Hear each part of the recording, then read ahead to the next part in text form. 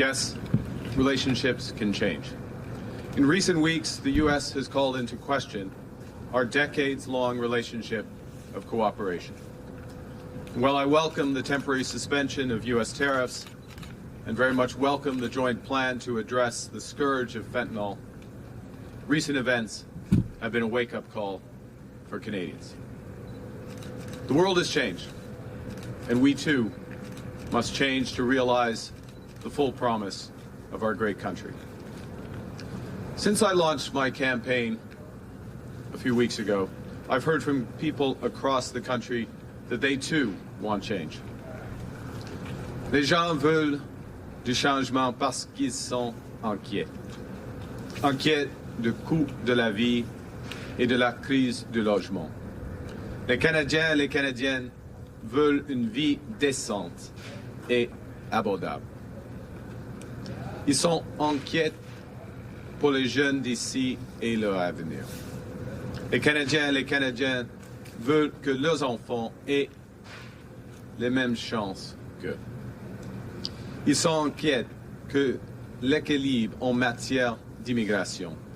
Et les Canadiens et les Canadiennes veulent un pays juste, autant pour ceux et celles qui arrivent que pour ceux et celles qui sont déjà ici.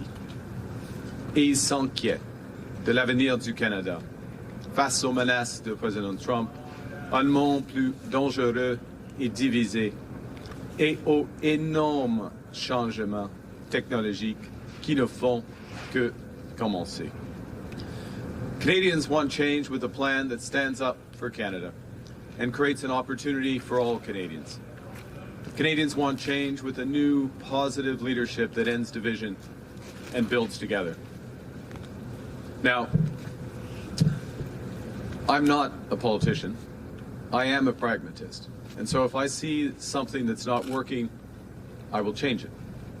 And that's why last week I proposed a new climate policy, eliminating the consumer carbon tax, having large polluters pay Canadians to make climate-smart choices, and helping our countries leapfrog their American competitors in global markets.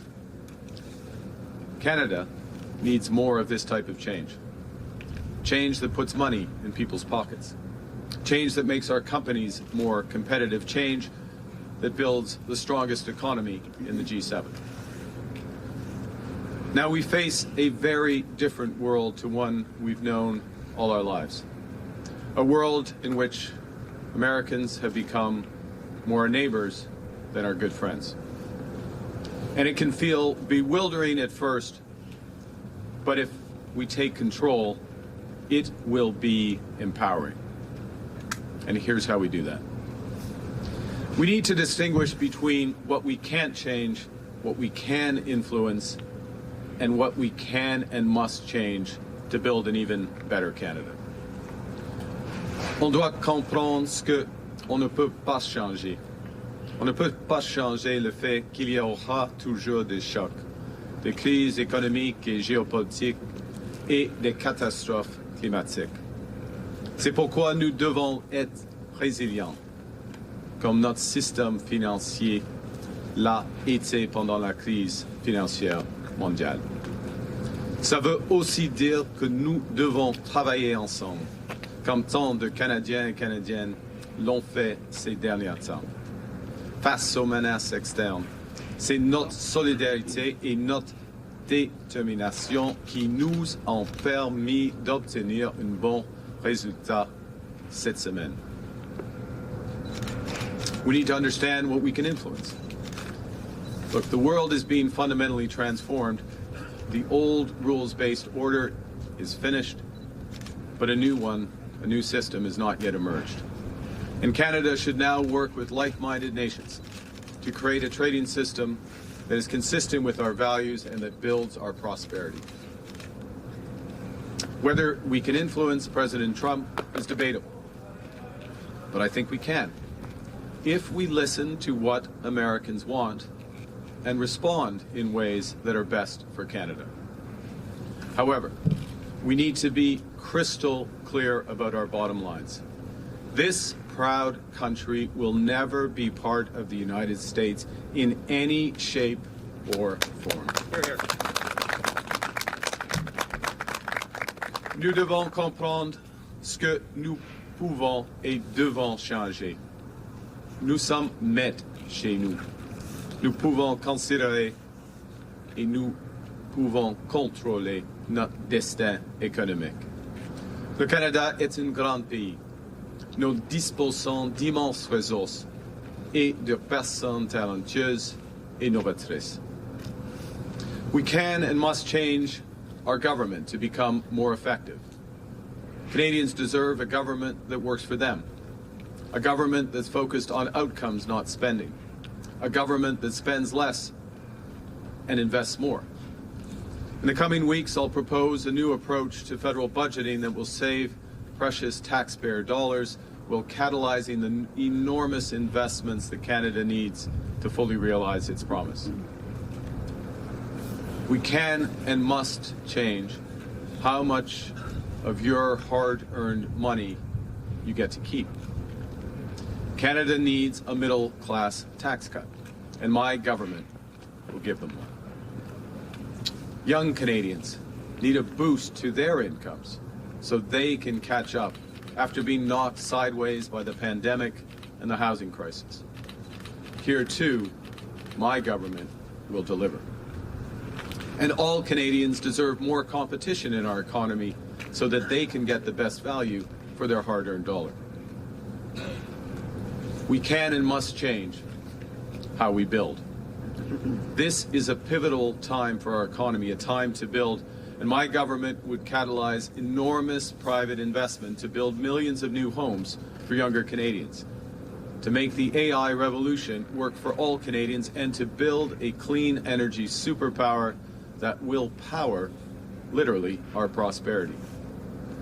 But too often, we've had permitting delays, regulation, and red tape that has stopped or slowed economically critical projects, including ports, mines, and energy infrastructure.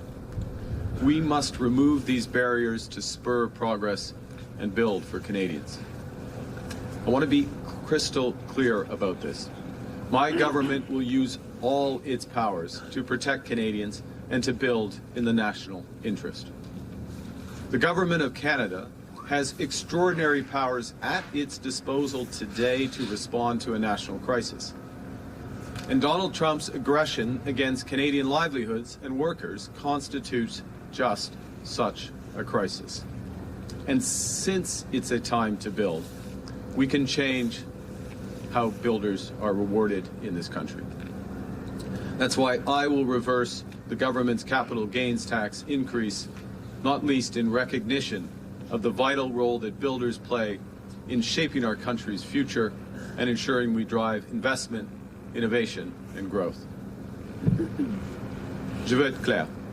Avec mon leadership, le gouvernement utiliserait tous ses pouvoirs pour protéger les Canadiens et les Canadiennes et pour bâtir notre économie.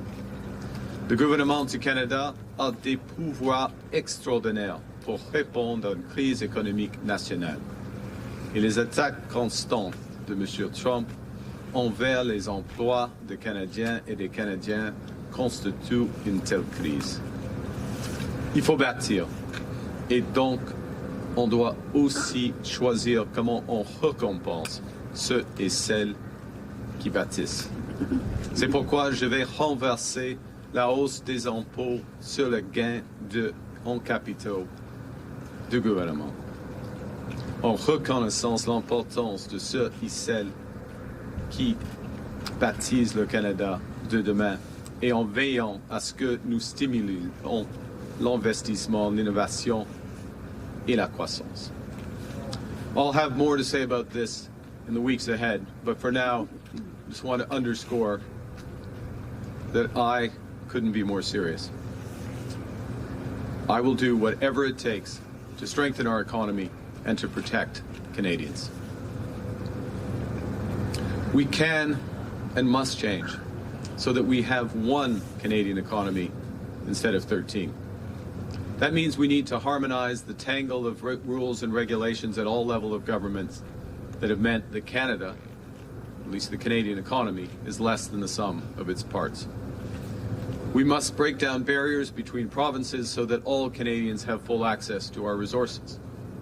Above all, in a divided world, we must rely more on each other because we are always stronger together. We can and must change our major trading partners. Canada and the United States have the most important commercial relationship in the world, and long may it remain so. But now that U.S. priorities are shifting, we need to change our priorities in ways that work best for Canada. We know we shouldn't put all our eggs in one basket.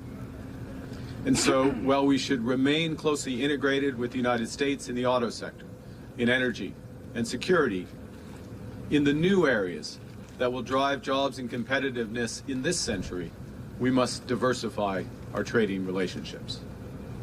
We should become the essential trading partners of countries that share our values, including the UK, the EU, and leaders in Asia.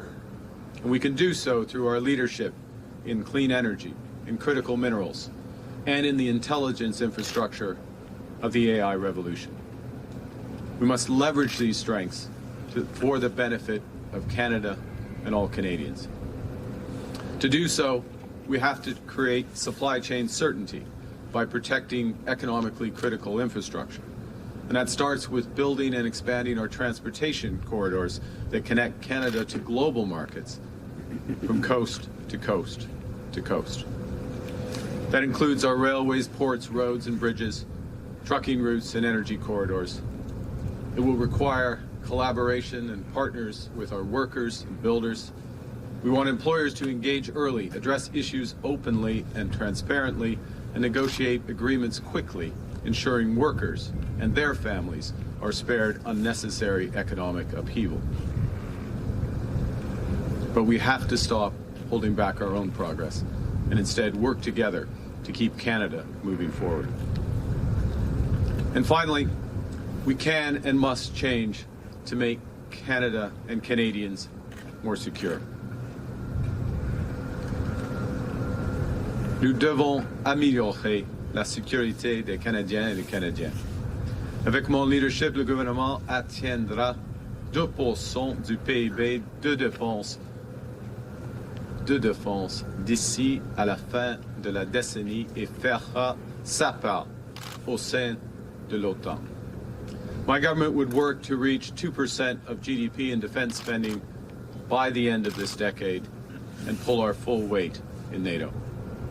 Nous réalisons des investissements supplémentaires pour soutenir le travail de détection, de traçage et d'arrêt de développement et la circulation de fentanyl au Canada et tout au long de la frontière.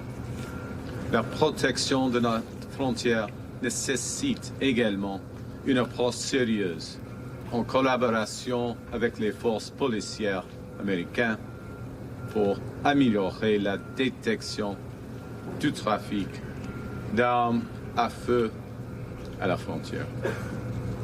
Now, the one thing I've learned over the many years of managing crises is that plan beats no plan. Plans create focus, discipline, and the energy that major changes a crisis demands. And make no mistake, we are in a crisis. We can do little to change the external forces that are causing it, but we can act as Canadians. There's a fever gripping America. And while it rages, Canadians will remain resolute and true to our values. While America engages in a war on woke, Canadians will continue to value inclusiveness. While America shuns the vulnerable, we will continue to show solidarity with one another. While America attempts to turn back the clock, Canadians will build sustainability for future generations. Before America's fever passes, we must seize this moment for Canada. This is the time to change. This is our time to build. This is the time for Canada. Merci beaucoup. Thank you, everyone.